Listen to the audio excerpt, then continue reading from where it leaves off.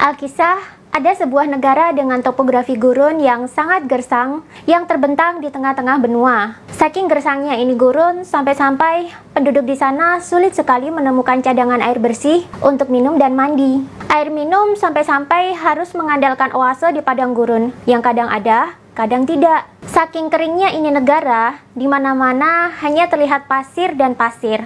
Tanaman yang tumbuh pun terbatas. Biasanya kalau nggak kurma, ya gandum. Selama periode sejarah kuno hingga Perang Dunia ke-1 meletus, penduduk di negara ini hidup dengan cara nomaden atau berpindah-pindah. Mereka menggunakan kendaraan yang ditarik dengan unta, karena hanya hewan inilah yang tahan terhadap gersang dan panasnya gurun. Sebelum revolusi industri lahir, negara ini hidup dari pemasukan peziarah yang ingin melakukan haji atau umroh. Dari sini saja sudah tahu kan ini negara mana?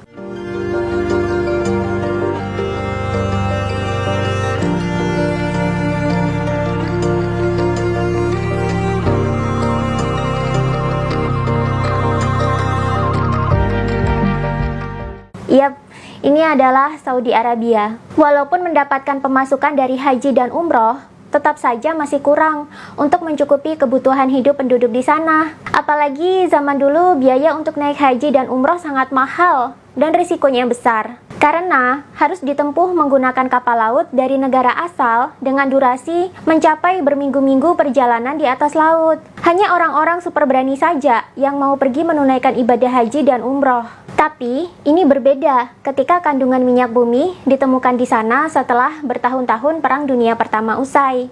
Tahun 1938, Raja Arab Saudi saat itu, King Abdul Aziz bin Abdul Rahman Al Saud, meminta bantuan kepada sekelompok insinyur asal Amerika Serikat untuk melakukan penggalian di sejumlah kawasan di Saudi Arabia, dengan tujuan awal menemukan sumber air tawar. Tapi, bukannya sumber air tawar yang mereka temukan, malah justru minyak bumi.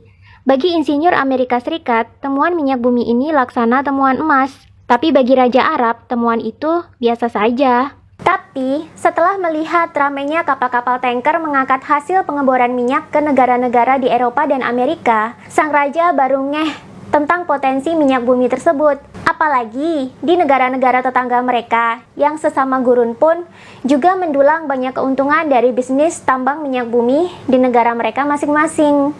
Jadilah minyak bumi ini bisnis paling besar di Arab Saudi yang menyumbang 90% lebih ekspor negara. Praktis, mayoritas penduduk Arab Saudi hidup dari keuntungan bisnis minyak bumi yang dikelola pemerintah. Dan ternyata, Arab Saudi adalah penghasil minyak bumi paling besar di dunia, diikuti dengan negara-negara tetangganya seperti Qatar, Uni Emirat Arab, dan sebagainya. Seluruh dunia akhirnya menggantungkan diri pada pasokan minyak bumi dari Timur Tengah ini. Cadangan minyaknya yang besar, plus kemudahan membangun pengeboran minyak di Saudi Arabia, membuat Saudi Arabia menjelma menjadi negara kaya. Penduduknya berhenti nomaden. Mereka sekarang malah bisa membangun gedung-gedung mewah yang ditinggali sultan-sultan kaya raya. Jika dulu rakyatnya hanya mampu memelihara unta, sekarang mereka kemana-mana pakai Ferrari. Dan mulai pelihara macan dan singa sebagai eksistensi diri. Kesuksesan Arab Saudi berhasil bikin negara lain silau, termasuk umat muslim di Indonesia. Umat muslim Indonesia mengira kebesaran Arab Saudi adalah karena eksistensinya mereka sebagai negara Islam yang menegakkan syariat, padahal bukan.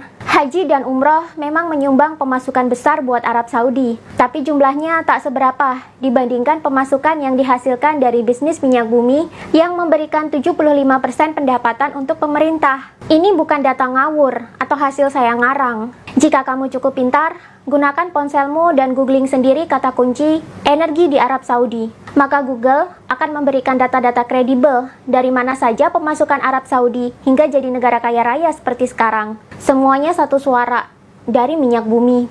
Tapi kenapa ya, walaupun Arab Saudi tumbuh sebagai negara Islam yang kaya, tapi tetangga-tetangganya sesama Timur Tengah yang juga Islam kok sering perang? Padahal sama-sama kaya minyak dan sumber daya alam lainnya. Suriah, Irak, Lebanon, Yaman, Libya, Mesir adalah sederet nama-nama negara di Timur Tengah yang kaya dengan sumber daya alam, mulai dari minyak bumi sampai gas alam. Tapi mereka tragisnya justru jadi negara yang paling sering dilanda perang, mayoritas perang saudara, minimal konflik kudeta pemerintahan yang sah.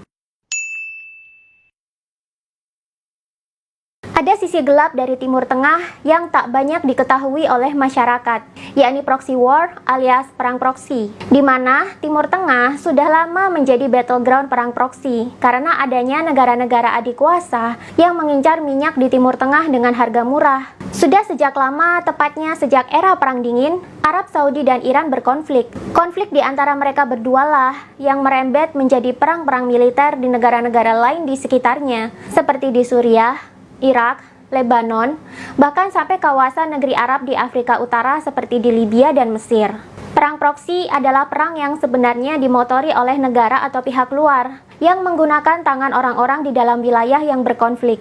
Dalam hal ini, Saudi Arabia adalah proksinya Amerika Serikat dan Iran adalah proksinya Uni Soviet atau Rusia dan Cina. Sudah rahasia umum kalau Amerika Serikat memang sering tidak akur dengan Cina dan Rusia. Saudi Arabia dan Iran sering berkonflik, dan konflik di antara mereka merembet ke perang-perang di negara tetangga mereka seperti di Suriah, Lebanon, Irak, bahkan sampai ke negara-negara Arab di kawasan utara Afrika penghasil minyak lain seperti Libya dan Mesir. Dalam liputan jurnalis Alfred Joyner yang dimuat dalam media International Business Times disebutkan, konflik Arab Saudi dan Iran sebenarnya bertujuan untuk mencari hegemoni di Timur Tengah. Ketika Iran mengalami revolusi di tahun 1979 yang berhasil mengkudeta rajanya yang sah, Arab Saudi yang telah mendapat dukungan dari Amerika Serikat di balik layar memproklamirkan diri sebagai negara adik kuasa di wilayah Timur Tengah. Dengan demikian, ia memiliki kuasa untuk mengatur kawan-kawannya sesama negara Timur Tengah, dan Saudi Arabia kemudian gencar menyebarkan ajaran Islam kemana-mana sebagai Islam Sunni. Di satu sisi, Republik Iran yang baru lahir, mayoritas penduduknya beragama Islam Syiah, dan di balik layar, negara ini didukung oleh Cina dan Rusia. Melihat Arab Saudi yang tiba-tiba menjadi hegemoni dan adik kuasa di Timur Tengah, tentu Iran tidak terima. Konflik Iran dengan Arab Saudi pun pecah dengan propaganda konflik Islam Sunni Syiah. Pesan-pesan provokatif untuk membangkitkan kemarahan Sunni Syiah banyak beredar di kedua negara ini, sehingga konfliknya terus merembet dan membesar kemana-mana. Perlu diketahui bahwa Islam di Timur Tengah terbagi menjadi dua kelompok besar, yakni Sunni dan Syiah. Dua sekte inilah yang dijadikan bahan untuk proxy war, seolah-olah perangnya adalah konflik Sunni Syiah, siapa yang paling benar. Padahal di baliknya ada Amerika Serikat versus Cina Rusia yang sedang berperang. Rusia yang selama Perang Dingin bernama Uni Soviet, dulunya kaya dari bisnis minyak juga. Ketika mengetahui bahwa Arab Saudi menjadi produsen minyak bumi terbesar di dunia, Uni Soviet sebagai negara adidaya tentu ketar-ketir. Akhirnya, dijadikanlah Iran sebagai proksinya untuk berperang dengan Saudi Arabia. Ditambah, Saudi Arabia di-backup oleh Amerika Serikat.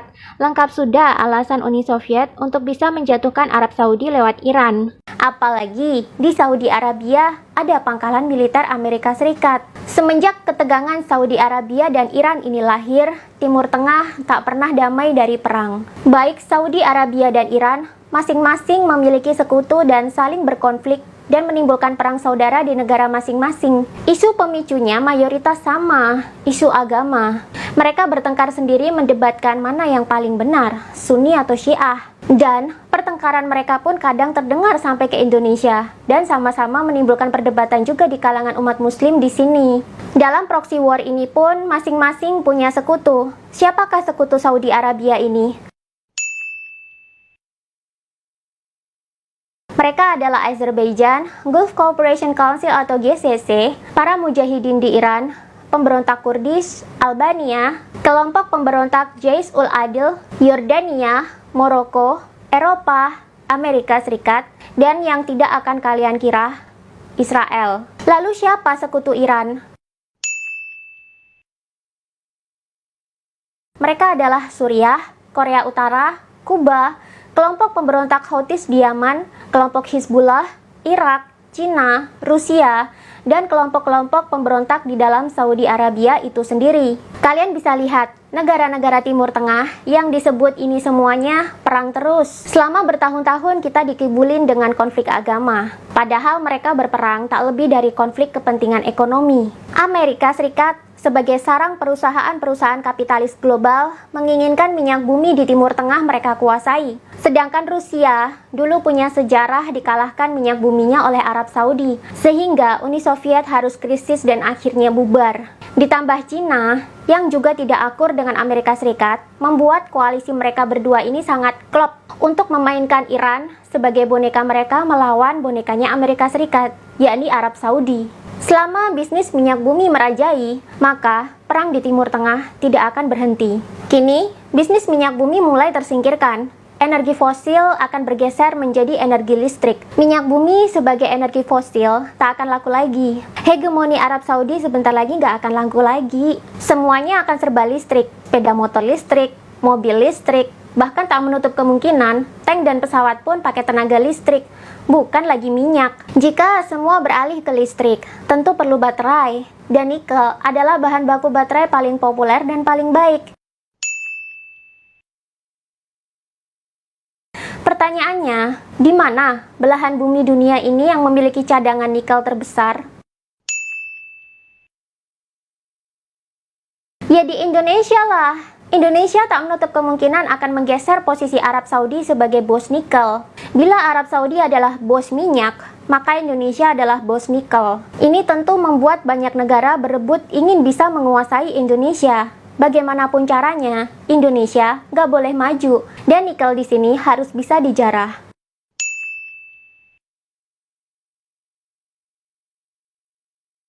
Seperti yang ada di Timur Tengah, yang akhirnya mereka perang sendiri-sendiri. Kebetulan, Indonesia adalah negara dengan mayoritas penduduknya Muslim. Ini menjadi peluang yang pas untuk melakukan proxy war di Indonesia seperti di Timur Tengah. Bila Timur Tengah sukses hancur lebur melalui proxy war dengan konflik Sunni Syiah sebagai propagandanya, maka Indonesia juga bisa pakai konflik agama sebagai propagandanya. Kebetulan, di Indonesia ada kelompok-kelompok Islam garis keras yang suka berdakwah sambil mengumpat dan suka mengadakan kajian-kajian yang menyesatkan, mengajak untuk revolusi lah, mengajak menggulingkan presiden lah, memenjarakan gubernur lah. Bahkan banyak ulama-ulama yang dengan licinnya mulutnya menuduh kafir ke sana sini. Bahkan tak segan-segan berteriak kata-kata kasar, seperti kata lonte misalnya, yang sempat viral kemarin diucapkan oleh Habib Rizik. Dan umat muslim Indonesia yang unyu-unyu, terutama yang kurang literasi dan mabok doktrin agama, akan dengan mudah mengikuti ulama-ulama garis keras ini. Isu kafir, isu komunis, isu kapitalis, isu antek-antek liberal adalah kata kunci yang bakal selalu diucapkan di mana-mana sama mereka. Muslim Indonesia akan terbelah jadi dua, yang toleran dengan yang radikal atau garis keras.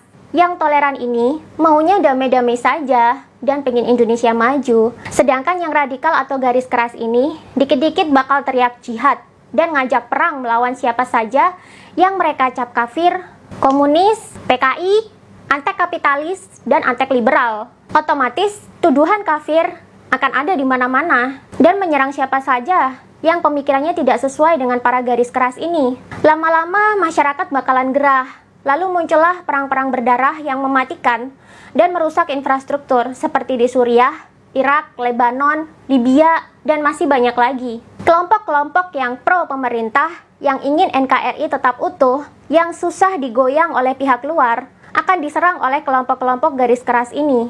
Ketika perang sudah terjadi, kemudian infrastruktur rusak, negara keos, maka pihak luar akan menawarkan bantuan keamanan militer.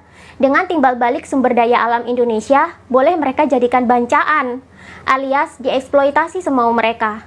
Ya, seperti di Timur Tengah lah akhirnya, seperti di Suriah, seperti di Libya, seperti di Lebanon. Setidaknya itulah pola yang terjadi di Timur Tengah yang mau diterapkan di sini. Tak perlu jadi politikus expert untuk bisa membaca tanda-tanda ini. Kita orang Nusantara, terlebih orang Jawa, sudah pernah dibekali ilmu titan oleh leluhur alias ilmu mengamati kejadian-kejadian di sekitar.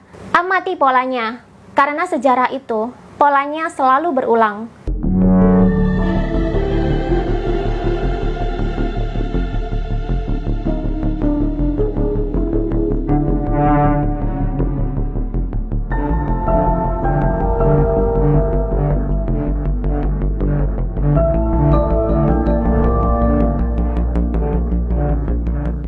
So, buat kamu yang kemarin sempat terkecoh dengan isu agama macam-macam, tobat sekarang.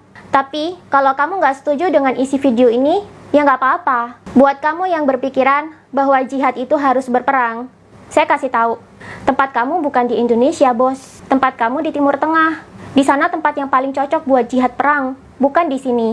Indonesia nggak butuh orang-orang mabuk agama dan kurang literasi kayak kalian. So, tobat sekarang, atau silahkan kalian pergi ke Timur Tengah untuk jihad beneran.